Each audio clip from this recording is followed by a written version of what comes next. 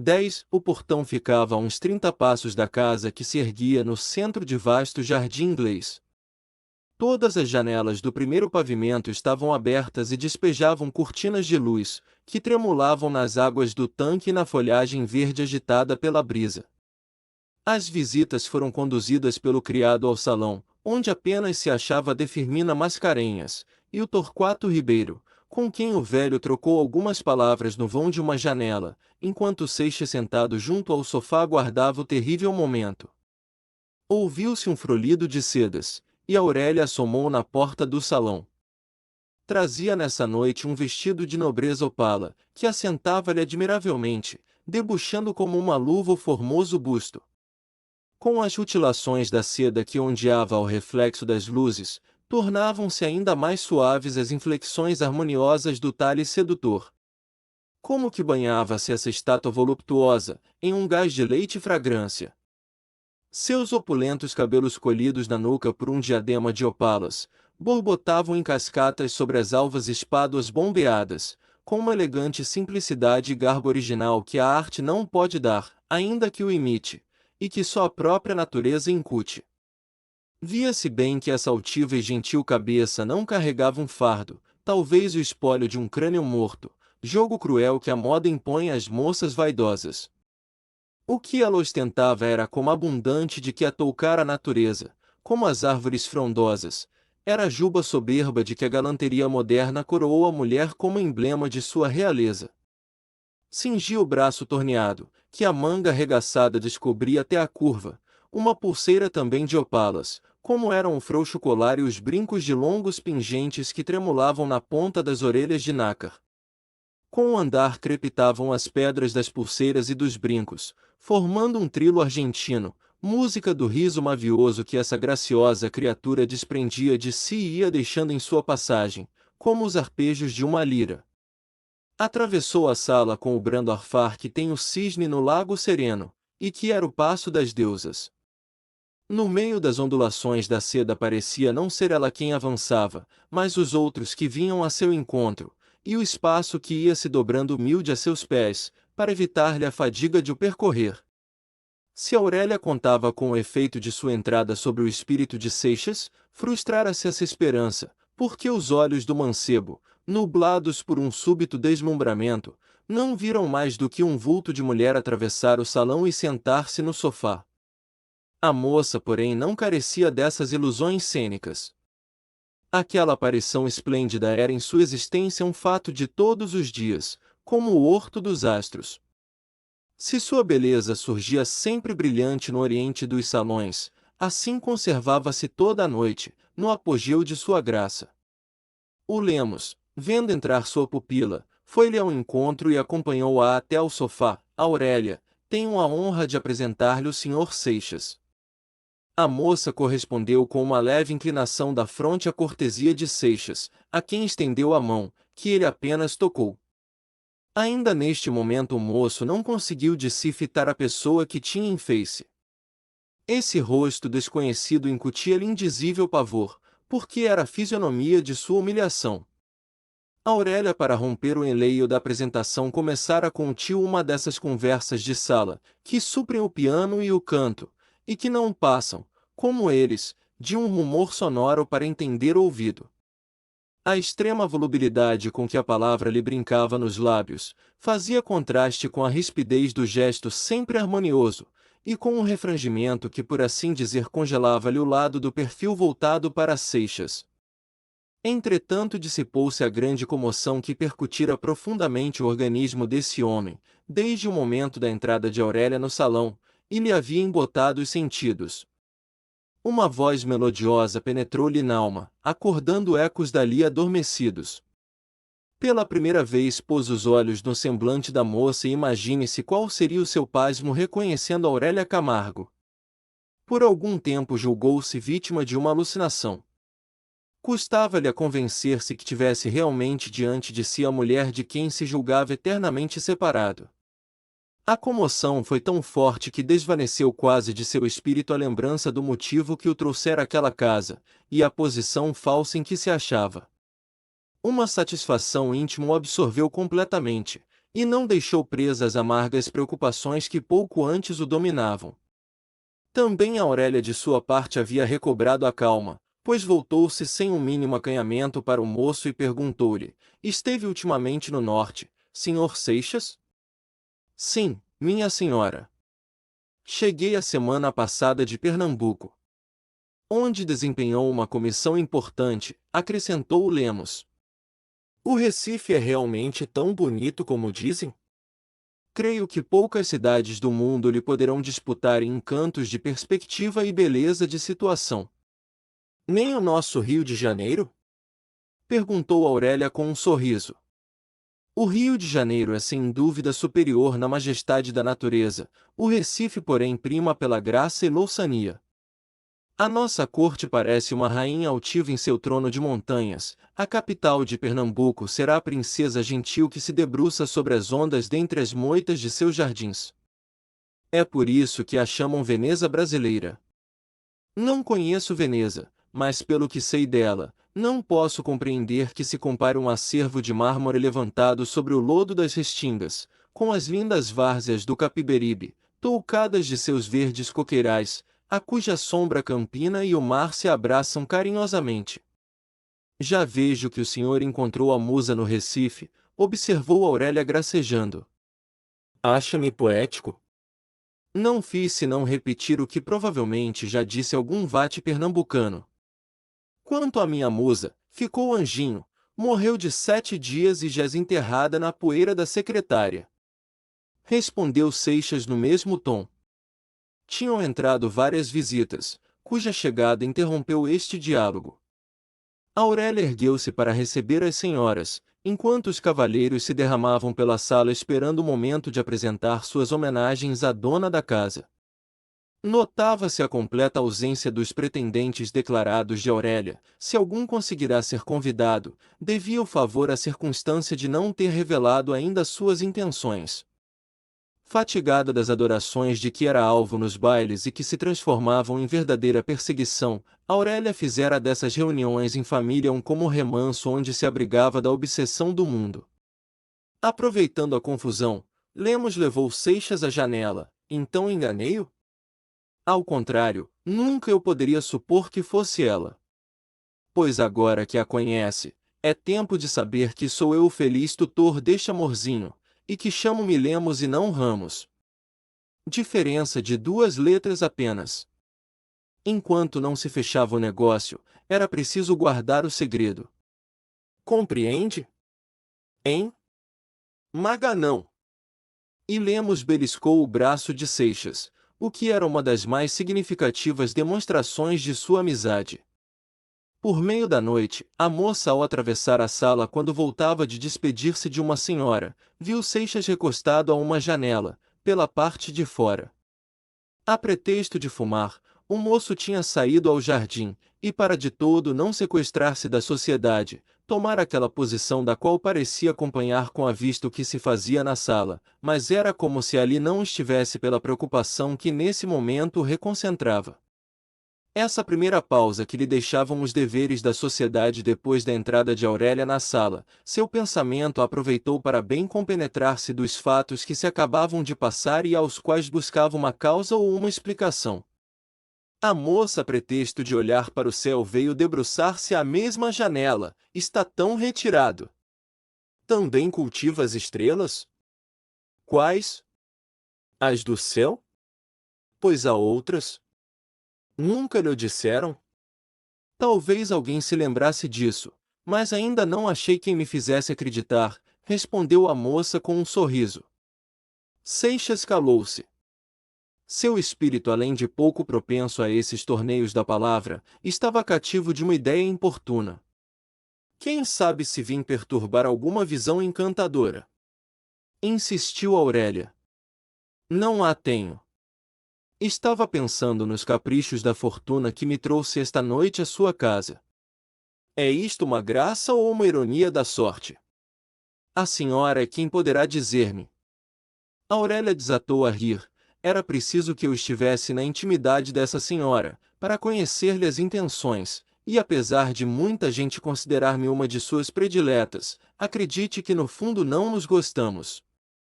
Isto disse-o a moça galanteando, mas logo ficou séria e prosseguiu. O que eu compreendo dessas palavras é que o Sr. Seixas arrependeu-se de não haver empregado melhor seu tempo. E tenho eu o direito de arrepender-me, disse o moço em voz baixa, como temendo que o ouvissem. Como está misterioso, meu Deus! Não fala senão por enigmas. Confesso que não o entendo. Carece alguém de direito para arrepender-se de uma coisa tão simples como uma visita? Tem razão, de Aurélia. Desculpe, ainda não me recobrei da surpresa. Vindo a esta casa, não esperava encontrá-la. Estava longe de pensar, tanto lhe desagradou o encontro? Perguntou Aurélia sorrindo. Se eu ainda acreditasse na felicidade, diria que ela me tinha sorrido. E por que descreu? Seixas fitou um olhar melancólico no semblante da moça. Que interesse lhe pode isso inspirar? Questão de gênio. A alguns nunca a esperança os abandona, a outros falta de todo a fé, e desanimam com a menor decepção. E a senhora, de Aurélia? Há pouco ouvi-lhe uma alusão, foi de certo gracejo. Diga-me, é feliz? Creio que sim, pelo menos todos o afirmam, e eu não posso ter a presunção de conhecer melhor o mundo do que tantas pessoas mais sabedoras e experientes que a minha cabecinha de vento. Assim, para não desmentir a opinião geral, considero-me a mais ditosa moça do Rio de Janeiro. Todos os meus caprichos são logo satisfeitos, não formo um desejo que não o veja realizado. Por toda a parte cercam-me de adorações e louvores que eu não mereço, e que por isso mesmo se tornam mais lisonjeiros. Nada lhe falta, portanto. Diz meu tutor que me falta um marido, e ele incumbiu-se de o escolher. Qualquer. É-lhe isto indiferente? Perguntou Seixas sorrindo. Está entendido que só aceitarei o que me agradar, mas não quero ter o aborrecimento de ocupar-me com semelhante assunto. Tão pouco lhe interessa. Ao contrário, tanto receio tenho de comprometer eu mesmo meu futuro, que o confio à sorte. Deus proverá.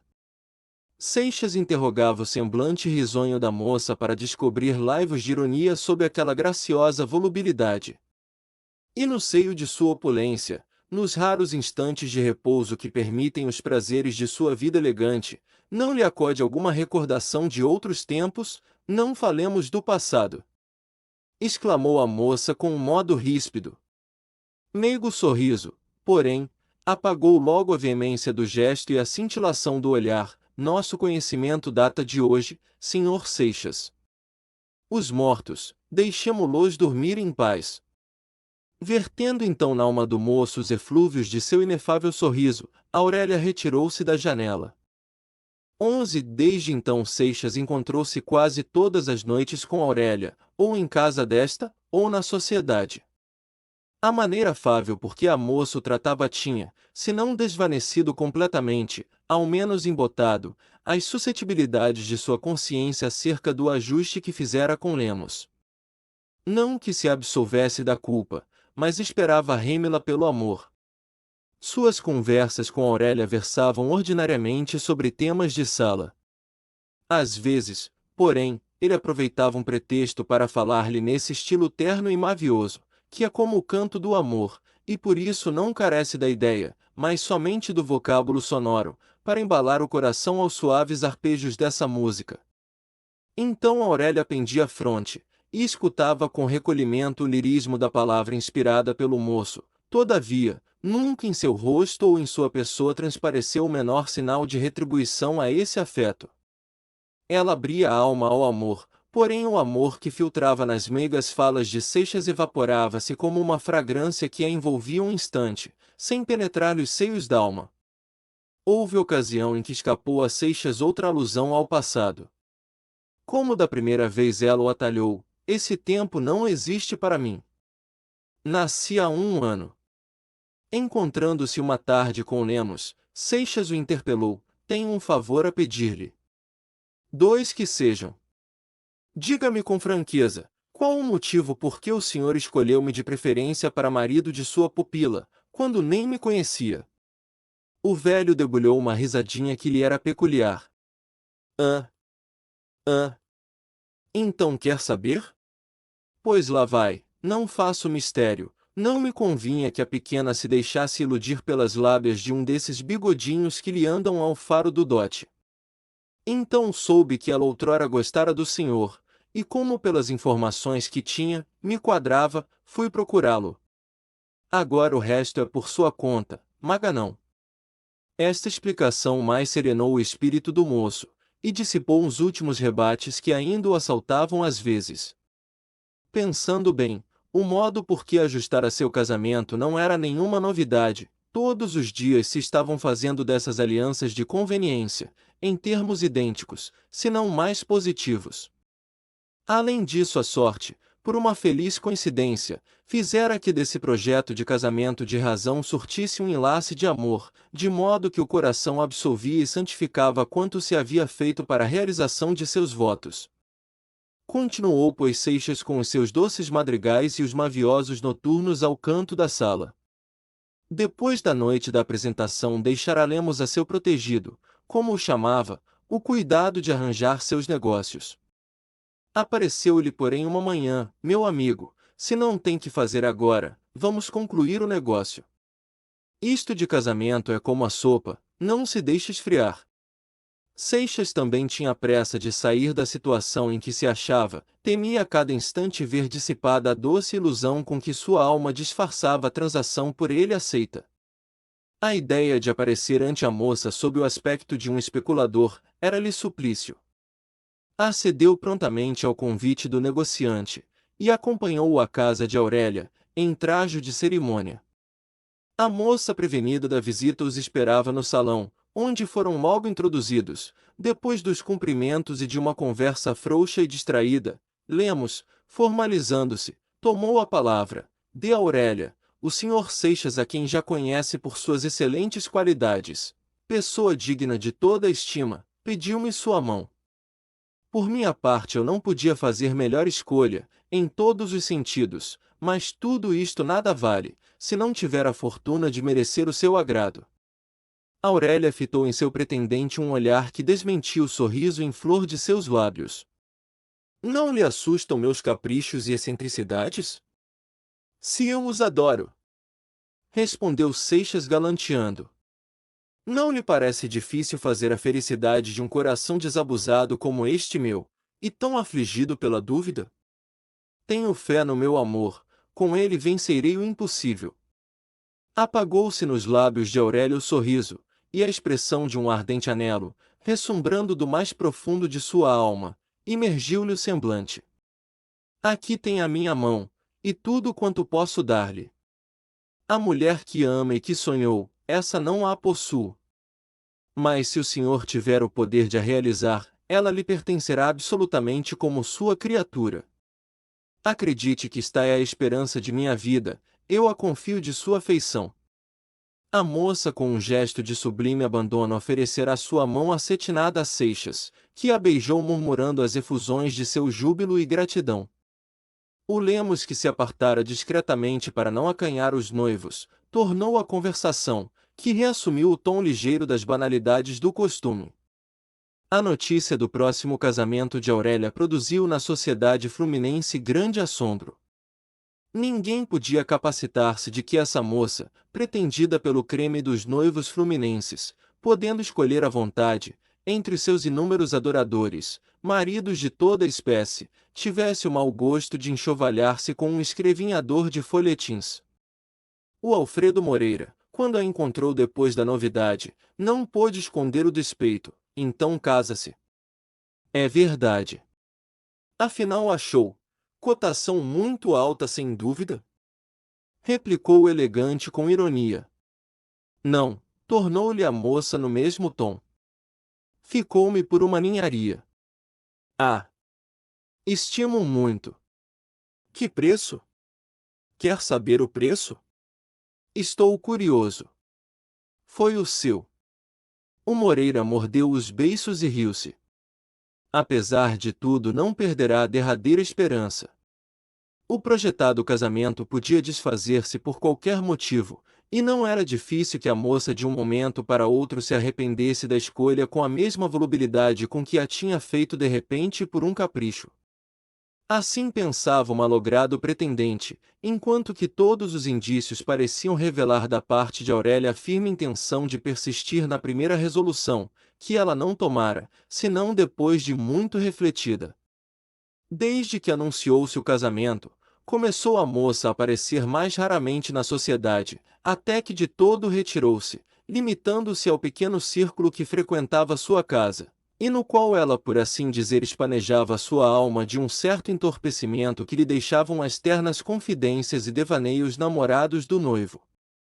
Seixas, pelas palavras que Aurélia havia proferido tão dalma, na ocasião de dar-lhe a mão de esposa, julgara compreender o segredo das estranhezas e oscilações do caráter da moça.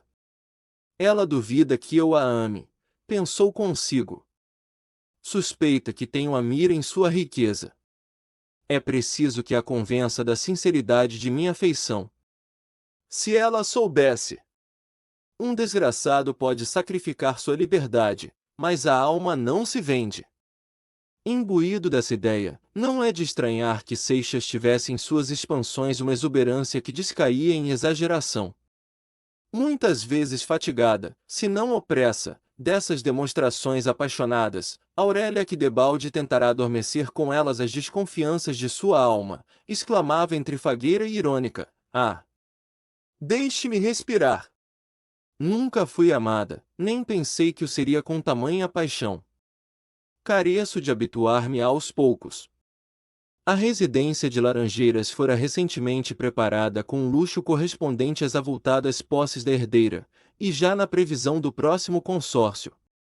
Poucos eram os preparativos a fazer, para a celebração do casamento, e esses, apressou-os o dinheiro, que é o primeiro e mais eloquente dos improvisadores.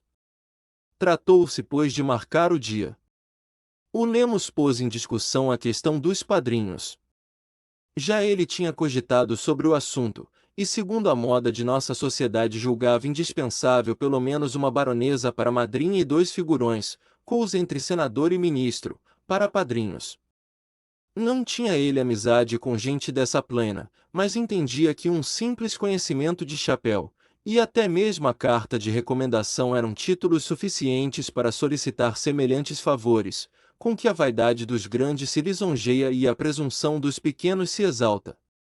Grande foi, portanto, o embaraço de Lemos quando Aurélia declarou que um dos seus padrinhos havia de ser o doutor Torquato Ribeiro. "Que lembrança!" disse Fernando involuntariamente. "Desagrada-lhe?" Na fisionomia da moça perpassou um súbito lampejo. Podia-se tomar esse brilho pela chispa do solitário de seu anel que a luz feria, quando a mão corrigia um crespo do cabelo desprendido do toucado. Podia escolher outra pessoa, Aurélia. Não é seu amigo? Ah! Cuidava, não tem posição. Dê certo! Acudiu Lemos.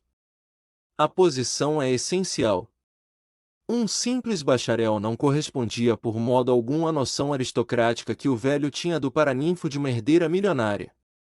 Além de que transtornava-lhe o plano, pois os altos personagens convidados declinariam infalivelmente de ombrear com um rapazola que nem comendador era. Aurélia, porém, não cedeu. No dia seguinte assinou-se a escritura nupcial de separação de bens que assegurava a Seixas um dote de 100 contos de réis. A moça, que sempre esquivara-se a mínima interferência em assuntos pecuniários, deixando esse cuidado ao tutor e conservando-se de todo estranha a semelhantes arranjos, ainda desta vez soube evitar qualquer inteligência com seu noivo acerca de interesses materiais. Lemos levou Seixas ao cartório do fialho, dizendo-lhe que era isso uma exigência do juiz de órfãos, no que não faltou a verdade, embora fosse antes a vontade da herdeira quem determinará essa condição, que facilmente se ilude no foro. Só mais tarde assinou Aurélia, para o que levou-lhe o tabelião o livro à casa. Nenhuma palavra, porém, trocou-se entre ela e o noivo a tal respeito.